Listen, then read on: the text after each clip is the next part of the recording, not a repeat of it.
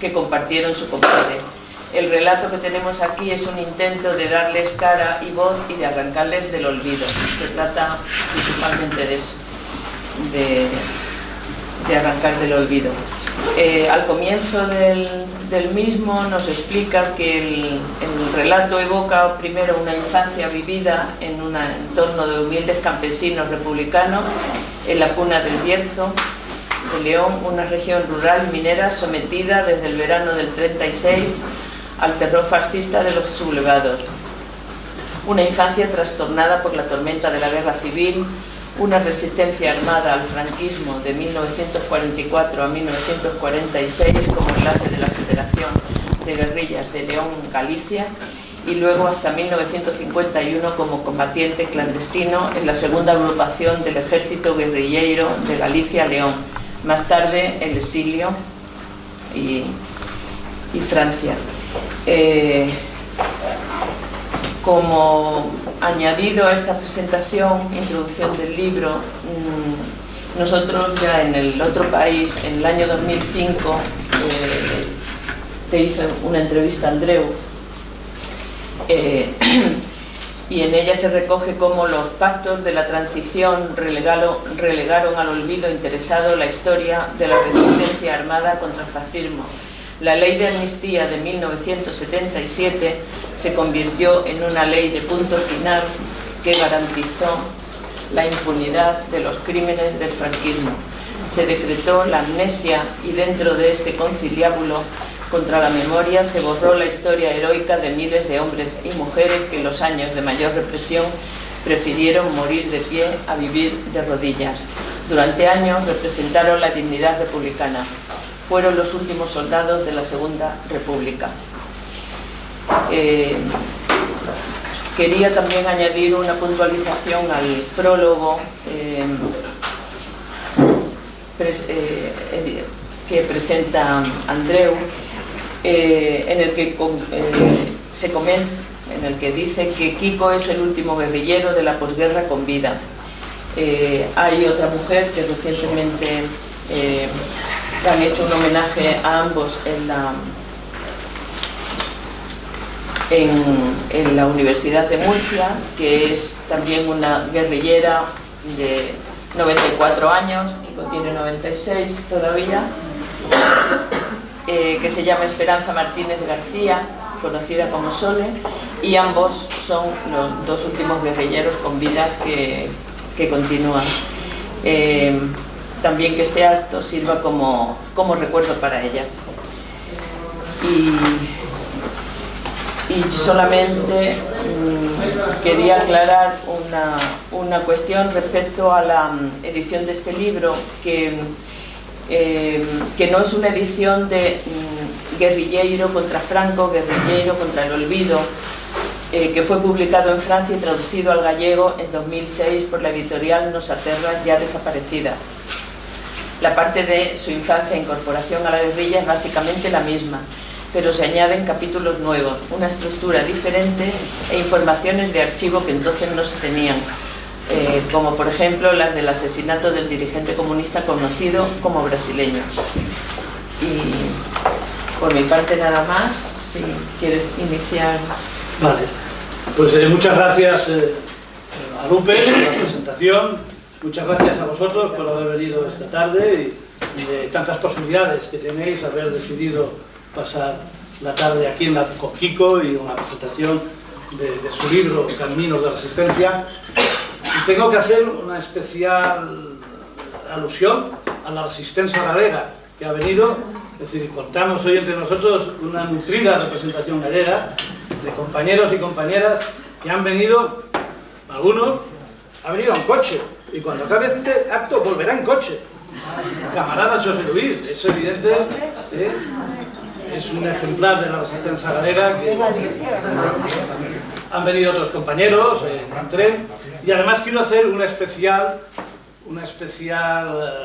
mención, además es emotiva, es decir, hoy tenemos aquí entre nosotros a la camarada Fernanda Cedrón Trigo, que es la nieta del guerrillero Ogardarrío. ella no llegó a conocerlo porque lo mató la Guardia Civil cuando tenía 2 años. Lo mató precisamente el 25 de junio de 1948. Ahora hará... Cuando volvía de la fiesta de San Juan, sí, sí, que los guerrilleros eran marchosos. Pues claro. Y concretamente tu abuelo tenía fama de muy marchoso. ¿Tú ves la cara de alegría que tiene Kiko en esa fotografía? Pues esa es la alegría de vivir con esta gente también, que quiso hacer aquel cambio. Pues evidentemente tengo que hacer mención, porque haciendo mención a ti, que has venido desde Galicia expresamente, nos permite hacer una mención a un guerrillero como Gardarríos, que bueno, pues que en realidad es la historia de la guerrilla de Galicia y León. Son los huidos que, para no ser asesinados por el fascismo, se lanzan al monte, se convierten en guerrilleros y luego se estructuran políticamente. Pero bueno, quería hacer mención a tu abuelo. Gracias. Y recoger la censura que me hace Lupe es correcta. Yo digo en el prólogo que Kiko es el último guerrillero con vida, y olvidé a Esperanza Martínez, que tiene una historia impresionante. Ella es guerrillera de la agrupación guerrillera de Levante y Aragón, fue guerrillera. Bueno, pero me hace una historia muy bonita. Es decir, su madre murió en un parto y eran 5 hermanas. Las 5 hermanas pensaban que su abuelo tenía una novia, que tenía... ¿Por qué? Por las mañanas veían que en la almohada había 2 hoyos y comida faltaba. Conocieron poco después, o meses después, conocieron que no, eran los guerrilleros que iban, pernoctaban allí y sacaban alimentos de la... las 5 hijas acabaron siendo enlaces de la guerrilla. Su padre murió en un enfrentamiento con la Guardia Civil. Por tanto, es de una injusticia terrible haberme olvidado de Esperanza Martínez García. Soy correctamente censurado, me autocritico, porque además es una guerrillera que cuando pasa a Francia regresó. El Partido Comunista le encargó la tarea política de ir rescatando guerrilleros e ir sacándolos, y al regresar a España es detenida y pasó 15 años en la cárcel. Hablando del olvido de las mujeres, luego hablaremos. Es decir, tu abuelo no murió solo. Había una chica que se llamaba Antonia Díaz Pérez, habrá que recordarla también. Su compañera, ¿sí?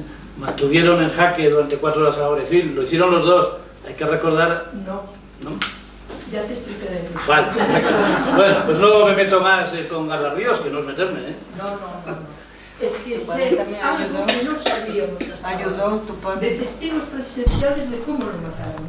Y precisamente el sábado vamos a hacer, o sea, se va a dedicar justamente a eso. No lo mataron, como dijo siempre la Guardia Civil, le hicieron una emboscada y lo mataron por la espalda.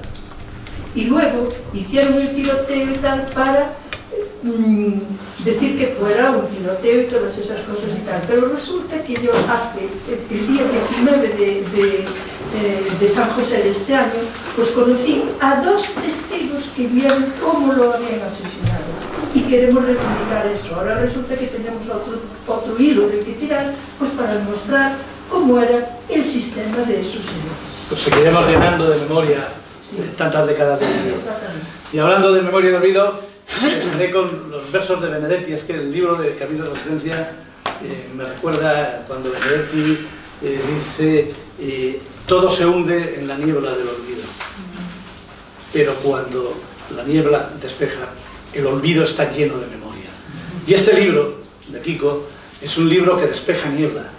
No despeja una niebla, despeja muchas nieblas, porque en torno a la resistencia armada de los años 40, 50, es decir, son varias las nieblas que se entretejen, y nos facilita claves para llenar de memoria tantas décadas de olvido construido y programado.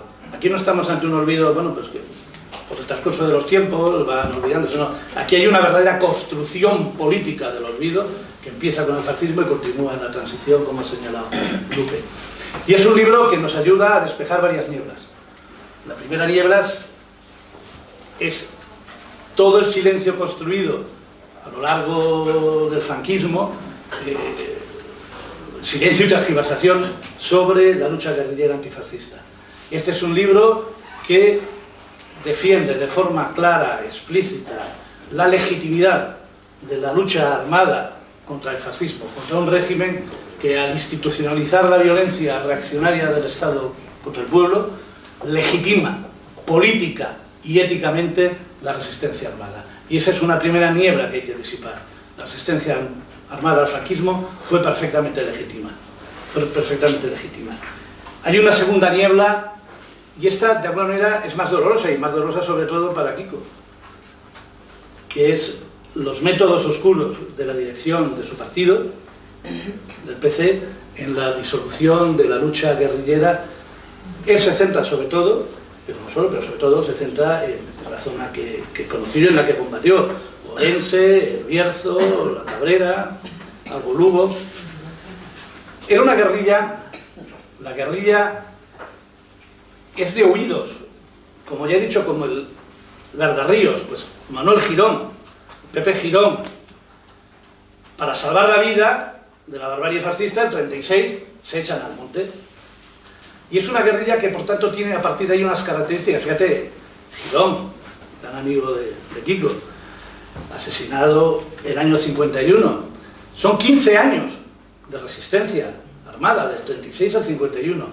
Y eso solo es posible por la enorme simpatía que tenía entre la población. Era una guerrilla, se transforma en guerrilla, huidos, guerrilleros, y que se estructuran políticamente a posteriori.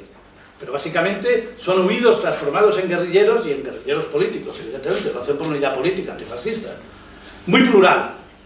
Es una guerrilla muy plural. No nace el 36, 37, 38, 39, 40 como consecuencia de una directriz emanada de tal o cual organización política, no. Tienen sus afinidades políticas, pero es absolutamente plural. Y sobre todo, construye lazos de identidad con la población, no solo ideológicos, que por supuesto también, sino lazos familiares, lazos de amistad. Coño, si es que era mi compañero de escuela, ¿cómo no me iba a dejar la casa? ¿No? Evidentemente, esa es una guerrilla plural que se estructura políticamente el año 42, en el Congreso de Ferradillo se constituye la Federación de Guerrilleros de León, Galicia. 4 años después se produce un cambio sustancial en este tipo de guerrilla. Se transforma se disuelve la Federación de Guerrillas de León, Galicia, y se crea el Ejército Guerrillero de Galicia-León, que ya está vinculado a la estructura político-militar del PC, que impulsa a partir de 1944 la guerrilla, la lucha armada, como posibilidad de recambio al franquismo ante la eventualidad de la derrota de los fascismos en Europa, y que eso produzca una ola expansiva que permita el derrocamiento de Franco. Y en esta guerrilla empiezan a llegar cuadros procedentes o provenientes de Francia. Son cuadros que vienen con otra cultura política y otra cultura militar. De hecho, empiezan a imponer grados militares. Ellos nunca habían tenido. Girón era el jefe natural, porque era el que más años llevaba y tenía una gran capacidad política, militar, profundamente enraizado con el pueblo. Kiko lo cuenta en su libro.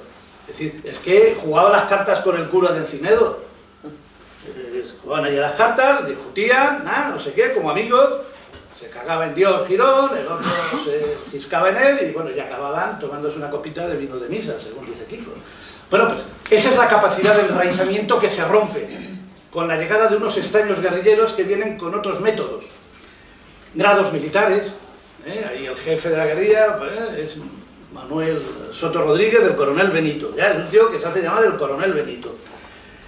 Jerarquización, una jerarquización que no existía en el anterior concepto guerrillero. Incluso disparates llegan a plantear un disparate como era la uniformidad, cuando precisamente la Federación de Guerrillas León Galicia, su capital fundamental era la mimetización absoluta con el terreno y con la población, como para ir por ahí uniformado, o tener campamentos.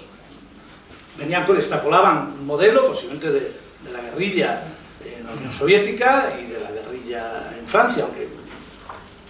Y bueno, esto generó grandes problemas con la población, que decían, no, nosotros apoyamos a aquellos guerrilleros, estos guerrilleros no nos fiamos de ellos.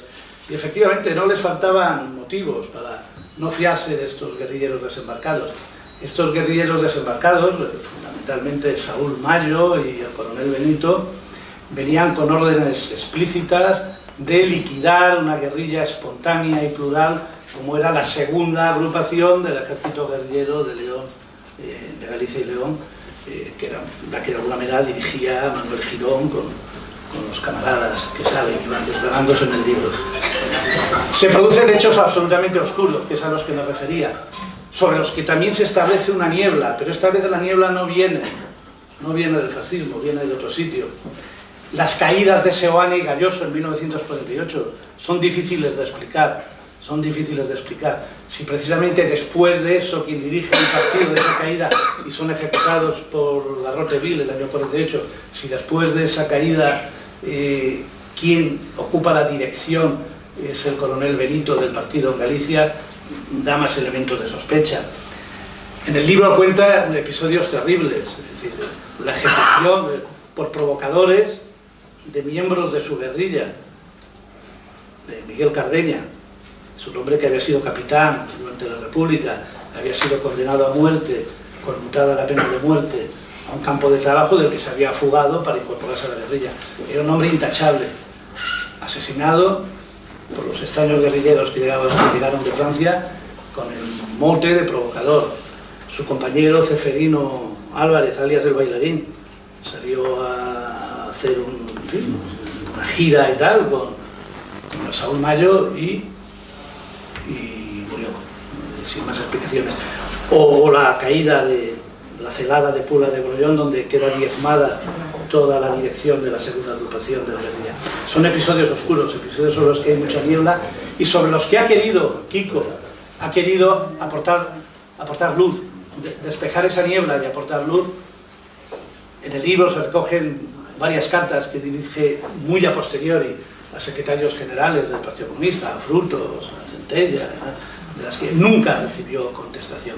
Ya él pidió explicaciones, información del final de la guerrilla cuando llega a Francia, eso lo veremos luego, y las consecuencias que le acarreó. Pues bueno, esta es una segunda niebla que también hay que despejar.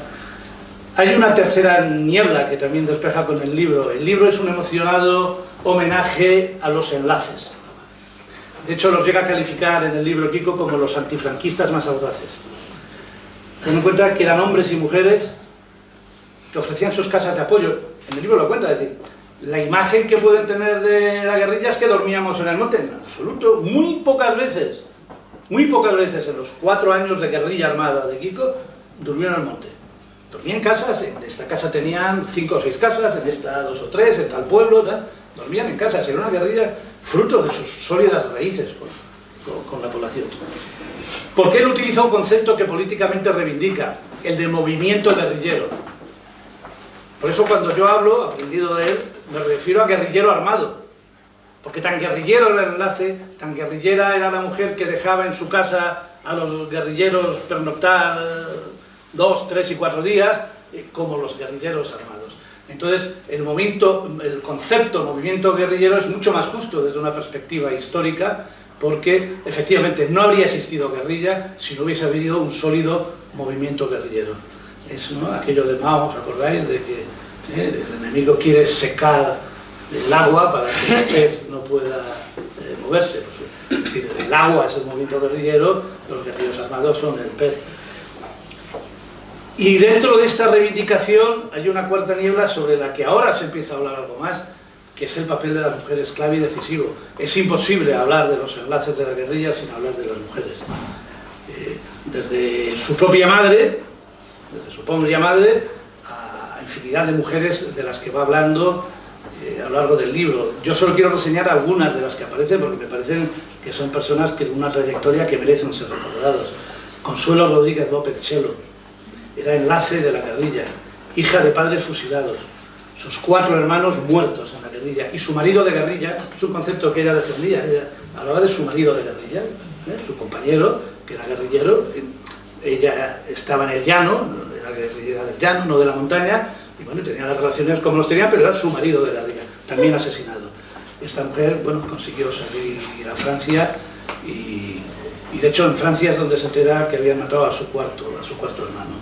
Gloria Yebra, torturada innumerables veces por sacar dónde estabas tú. Tú la viste una vez, meses después de las torturas. Le habían roto todos los dientes y tenía ya varias costillas rotas. No se puede hablar de la guerrilla sin hablar de estas mujeres, o de Alpidia García Moral, la camarada Maruxa. Su marido fusiló el 36. Fue enlace de la guerrilla hasta el 43, en que al ser descubierta tiene que pasar a la guerrillera armada para salvar la vida. Un poco también tu caso, pasas del enlace a guerrillero armado ante una delación para salvar la vida. Y esta mujer, Maruxa, murió en un enfrentamiento con la Guardia Civil del año 49. Y voy a hablar de la última, porque creo que merece un especial recuerdo. Alida González Arias. Era la compañera de Manuel Girón. Se habla de Manuel Girón, no se habla de Alida, pero es peor. Es que Alida, durante décadas, quedó como la delatora de Manuel Girón. Fue una maniobra que montó el comandante de la Guardia Civil, Miguel Arrecibita Vidondo, con un traidor, José Rodríguez Cañueto. José Rodríguez Cañueto, para incorporarse a la guerrilla, mata a 2 personas porque dice que eran informadores de la Guardia Civil. Es la mentira. Lo mata de acuerdo con la Guardia Civil. Con esa frialdad se incorpora a la guerrilla. Los guerrilleros dicen, joder, no lo podemos dejar en el llano, no lo podemos dejar porque lo van a matar. Y se incorpora el traidor a la guerrilla. Y aprovechando una marcha que está afuera, pues mata a Manuel Girón. Mata a Manuel Girón y se lleva detenido a Alida González Arias, a la compañera de Girón. Se la lleva a Ponferrada y la pone a disposición del comandante Miguel Arrecibita. ¿La Guardia Civil qué hace mientras? Ha matado a Girón, a un minero, que sí, era enlace, tenía relaciones con la guerrilla, pero no más. Lo mata, le pone un cartucho de dinamita y le destroza la cara. Para presentarlos en Ponferrada a Manuel Girón, muerto en combate, dicen, y a esta persona como el traidor, para que el traidor quedase exculpado, ¿no? El José Rodríguez Cañueto. Y construyendo la tesis que ha perdurado de que fue una delación de Aida González Arias. Imaginaos esta mujer, mientras estaba siendo torturada en el cuartel de la Guardia Civil y luego encarcelada, se estaba difundiendo la tesis fatal de que había sido quien había delatado a... Se ha perdurado durante tiempo, incluso tú me hablabas hace poco que en el viaje que el PSOE o los socialistas hicieron sobre Manuel Girón, hicieron un documental y salieron algunos miembros de la guerrilla, pero claro, eran miembros de la guerrilla que se habían ido el 48 por Luanco, por tanto no sabían nada de lo del 51 y seguían abonando esta tesis. Tuvo que ser muchos años después que tú fuiste a ver a Alida y se hizo un documental donde pusiste todos los conocimientos que teníais los que estabais en el momento en la guerrilla de Manuel Girón. Pues fijaros esta mujer, es decir, el olvido y la brutal peripecia organizada y orquestada por la Guardia Civil junto con este delator y lamentablemente seguida durante décadas al pie de la letra. Bueno, las compañeras de los guerrilleros, qué decir, que sufrieron el doble estigma. Eran rojas y eran las putas de los bandoleros. Mujeres que su compañero en la guerrilla había muerto en el monte y que tenían que guardarse las lágrimas, pues porque si no, evidentemente identificaban su dolor con una relación profunda con la guerrilla. Pues Kiko no solo hace un homenaje sentido a los enlaces y al movimiento guerrillero, sino especialmente el papel de las mujeres, el papel femenino en la guerrilla del Bierzo y de Galicia. Y ya me quedan solo 2 nieblas por despejar, llevo 4. La quinta es la Francia, la patria de las libertades. Francia, la patria de las libertades. Kiko, junto con sus 3 compañeros que sobreviven, el atravesado, el asturiano, Jalisco, cruzan el 51 a Francia ponen sus armas a disposición de la gendarmería y allí son detenidos. Y entonces les dicen, la alternativa que les ofrecen es o a Franco o a la Legión, a Indochina.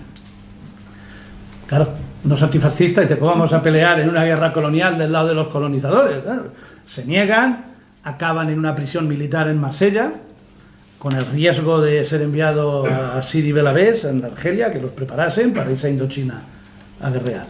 Tienen la suerte de que uno de los 4 compañeros escapa, llega a París y se inicia una potente campaña de información, una potente campaña de propaganda, de agitación, que bueno, finalmente consiguen salir sin ir a Indochina ni volver a ver a Franco. Estamos en la década, el principio del 51, 52. Desde el año 50 el Partido Comunista estaba ilegalizado. El Partido Comunista Español en la democrática Francia estaba ilegalizado. Habían aparecido unos zulos, no sé dónde, y entonces pues la derecha, para recuperar posiciones políticas, que después de su colaboracionismo con los nazis pues las tenía muy menguadas, pues se inventó aquello de que el Partido Comunista Español era el brazo armado del Partido Comunista Francés. Y legalizan el Partido Comunista Español, cientos de camaradas son expulsados y desterrados a Córcega, tal. Esa es la operación que se llamó Bolero Paprika, y ese es el contexto en el que llega a la Patria de las Libertades Kiko. Intenta hablar con su partido para que le expliquen los episodios que he narrado de finales de la guerrilla en ese periodo, y entonces el partido los considera sospechosos a los 4 y los suspende de militancia durante 3 años. ¿Qué es eso de preguntar qué pasó con Galloso, con Sebana y tal? Y te suspenden de militancia hasta el 55. Y luego, para finalizar, es decir, la guinda del pastel es la construcción del olvido que se desarrolla a partir de los pactos de la transición. Santiago Carrillo, ya en el año 56, en una reunión del Buró Político en Bucarest, teorizó por primera vez la política de reconciliación nacional. Esta política, con cambios tácticos, fue la que siguió el Partido Comunista de España hasta el 77. Hasta el 77. Los pactos de la transición son fruto también de esa línea política. Y la legalización del 9 de abril del 77 del PC, pues le imponen 4 condiciones. Aceptar la monarquía, la sucesión a la jefatura del Estado, la restauración de los Borbones, los símbolos de la monarquía, la bandera, la marcha real, la institucionalidad del franquismo, porque en definitiva esas elecciones del 77 se hacen con el amparo en la 8ª ley fundamental, la ley para la reforma política del 76. Es la propia institucionalidad franquista la que, desenvolviéndose, lleva a esas elecciones no democráticas, donde el 15 de junio del 77 había muchos antifascistas en la cárcel, no estaban legalizados los partidos, son las que llevan a esa asamblea que no había sido convocada a la Asamblea Constituyente, pero que terminó elaborando la Constitución, que hoy nos pesa como una losa. Y también la continuidad de las estructuras políticas, económicas, judiciales, policiales, militares, que fueron intocadas. Bueno, pues consecuencia de estas transacciones es evidente que la reivindicación de la lucha guerrillera estaba condenada al ostracismo más absoluto y relegada al silencio y a la niebla. La ley de amnistía constituyó, de hecho, una ley de punto final, donde se autoamnistiaron los franquistas de 40 años de crímenes. Se presentó de otra manera, pero en definitiva ese fue el resultado. Aún hoy no se pueden investigar, aún hoy no se pueden hablar de muchas cosas. Creo que mañana hay una delegación que va a Bruselas para pedir la derogación de la ley de amnistía. Ya sabemos lo que va a pasar. Saldrán a coro todos los partidos, el PSOE, el PP, todos, como un solo hombre, diciendo no, se aprobó con una mayoría aplastante, hubo un consenso absoluto, es intocable la ley de amnistía, es la reconciliación. Saldrán con eso. Y eso es la ley de amnistía sigue siendo, es decir, la llave que hay que destapar para poder realmente investigar el franquismo, para poder realmente pedir algún ajuste de cuentas, para poder que este hombre que pidió sus sentencias de los años 50, 51, 52, las sentencias de los consejos de guerra, con las condenas que tiene allí, para que no sigan considerándolo uno bandolero, bandido, terrorista, atracador, asesino. Esto porque no han sido anulados los consejos de guerra del franquismo. Los consejos de guerra del franquismo siguen ahí. Y ahí están las sentencias donde Kiko pues reproducen todas esas basuras fascistoides de la época. Bueno, pues qué decir de este hombre que a los 9 años, el 34, hacía de vigilante en su casa. Se reunía el comité de ayuda a los represaliados de Asturias, la huelga revolucionaria de Asturias del 34. Y como era un niño, 9 años, pues nadie sospechaba de él, vigilaba de allí. Pues desde los 9 años hasta los 96 que tiene hoy, desde luego... Y pico. 96 años y 9 meses, más o menos, ¿no? El 1 de octubre, nos cumple 97. Y claro, es lógico que evidentemente con esta trayectoria nos recuerde el poema de Cavafis, ¿no? El viaje a Ítaca, ¿no? Cuando emprendas tu viaje a Ítaca, pide que el camino sea largo. Y cuando atraques por fin en Ítaca, enriquecido de cuánto ganaste en el camino, sin aguardar aquí, Ítaca te enriqueciera. Ítaca te brindó tan hermoso viaje, sin ella no habrías emprendido el camino. Y las particulares Ítacas por las que emprendió este camino de la resistencia y de la memoria fueron primero la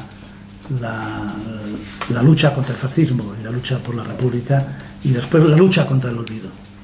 Kiko se convierte en un guerrillero contra el olvido desde hace ya muchas décadas, y es necesario porque hoy es una persona que en ese viaje a esa Ítaca, ese ha sido su único enriquecimiento, el viaje a la resistencia contra Franco y el viaje de resistencia contra el olvido. Y después ya de hablar tanto sobre Kiko, pues la cuestión es que hable Kiko, ¿no? Aquí lo tenéis.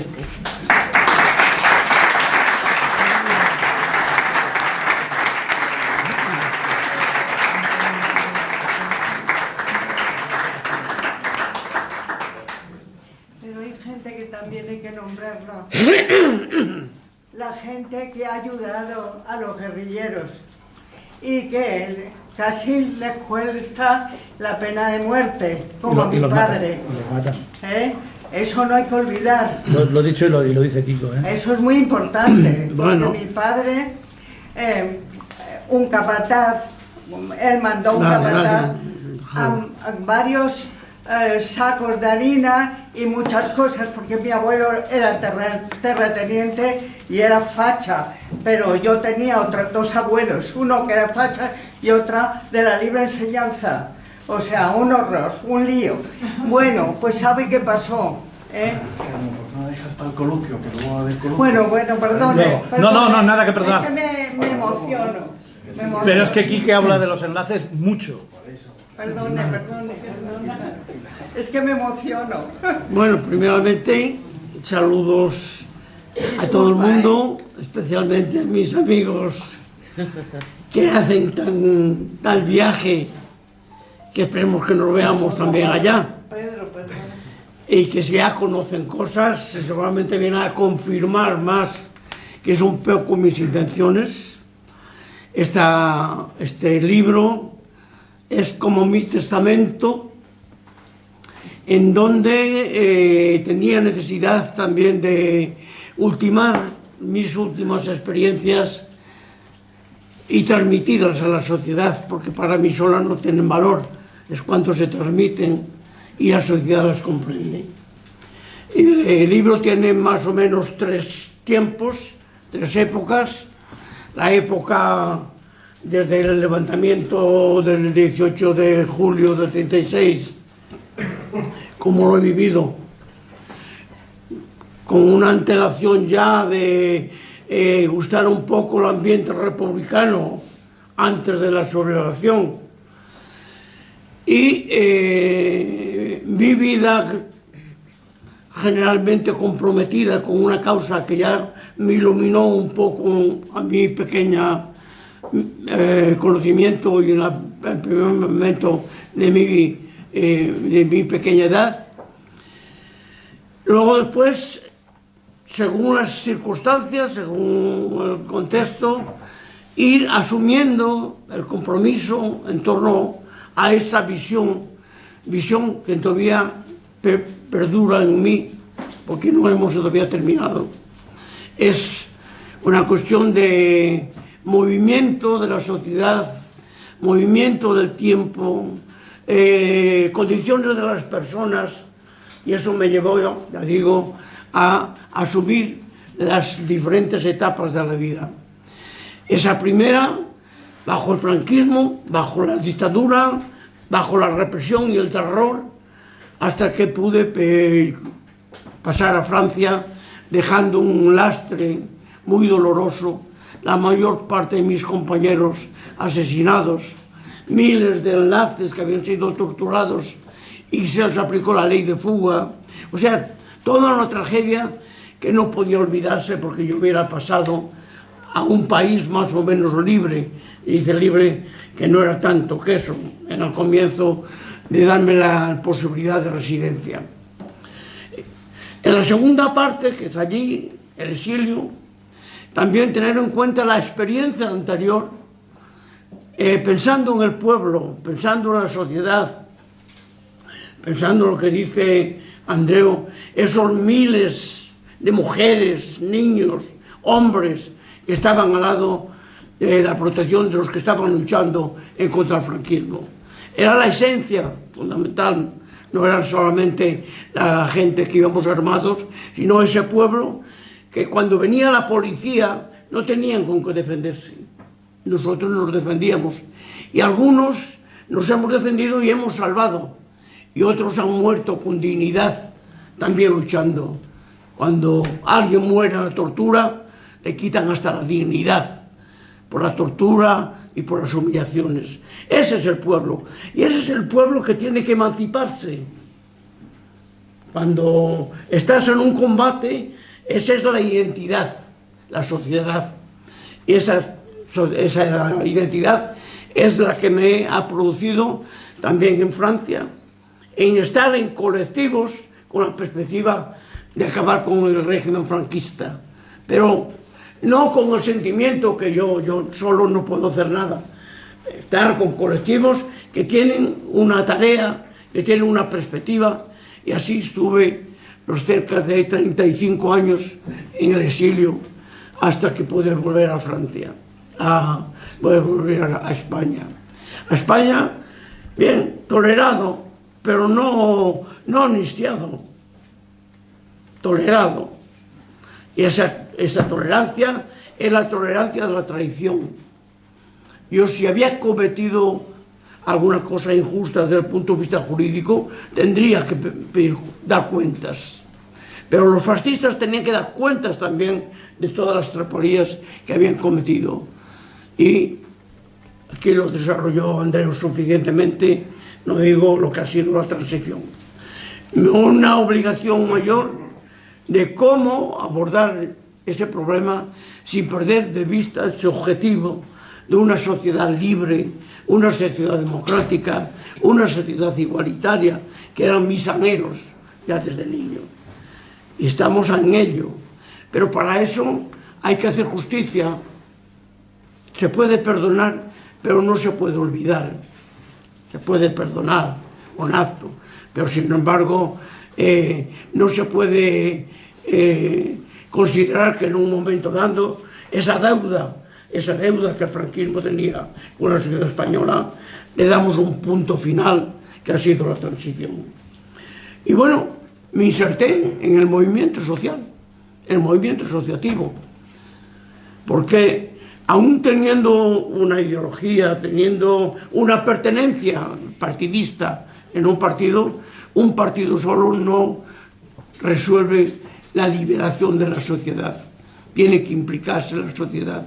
Y para que se implique la sociedad hay que estar con ella.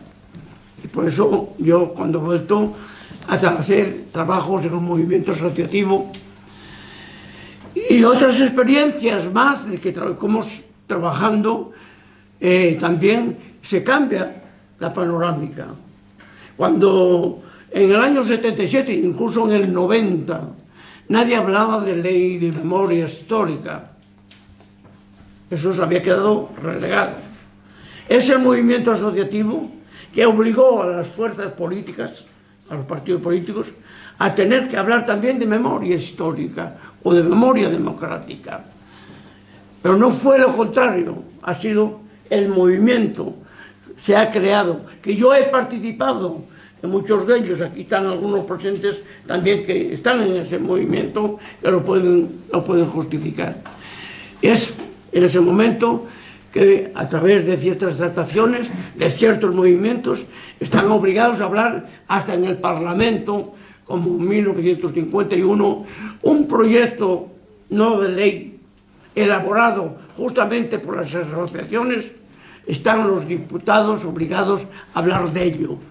No hubo éxito porque la mayoría era de la derecha y lo ha congelado, pero se habló, justamente hay una sesión parlamentaria el 16 de mayo del 51, donde consta, que no va más allá del Parlamento, que los guerrilleros no eran bandoleros, que eran luchadores por la libertad.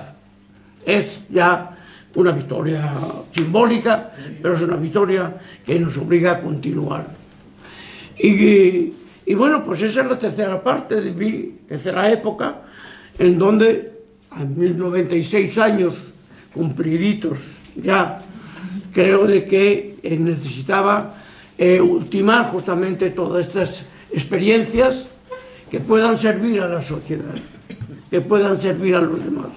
Yo no las voy a necesitar personalmente, pero moralmente las necesito también, de que la sociedad sea capaz de comprender su historia, sea capaz de distinguir cuáles son sus intereses como colectivos y que también poco a poco vayan tomando una posición como hemos tomado otros, que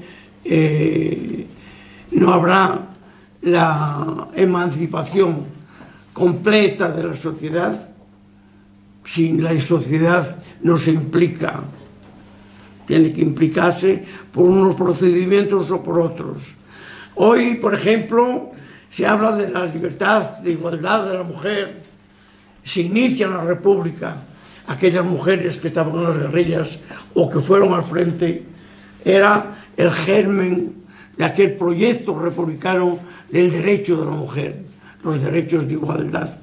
Y así surgieron miles de organizaciones de mujeres libres, y es lo que perduró también en ese periodo que señalaba Andreu, de esas mujeres que corrían el riesgo de estar implicadas en la lucha armada, porque era la lucha armada, en ese movimiento, que corrían riesgo porque tenían ya conciencia de que tenían derecho a una sociedad más libre y más igualitaria.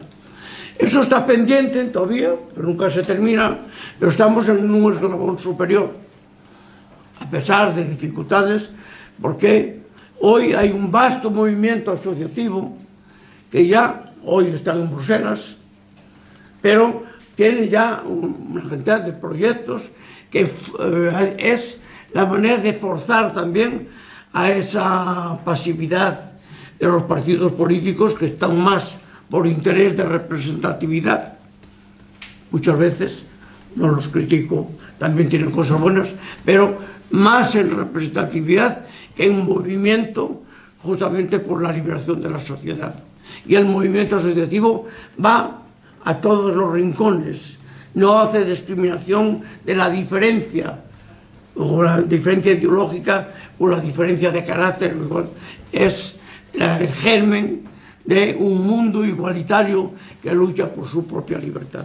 Y esos son más o menos ese recorrido que he hecho y la necesidad de plasmar en este último mensaje esas experiencias que hice también, sobre todo desde el 1994, llevan 30 años, casi 30 años, aquí en la lucha por la memoria democrática. En fin, yo no puedo decir muchas cosas, porque si no se agotaría la necesidad de comprar el libro.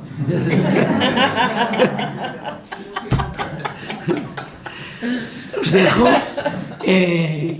Estoy dispuesto aquí o en otra parte y que una vez que se lea el libro y que, bueno, que haya una opinión, la opinión es lo que vale, la opinión de los demás, no la mía, responder, justificar el por qué plasmo en la escritura esos recuerdos o esos referentes. Así que yo quiero terminar porque no hay mucho que decir, si hay alguna intervención también complementaria.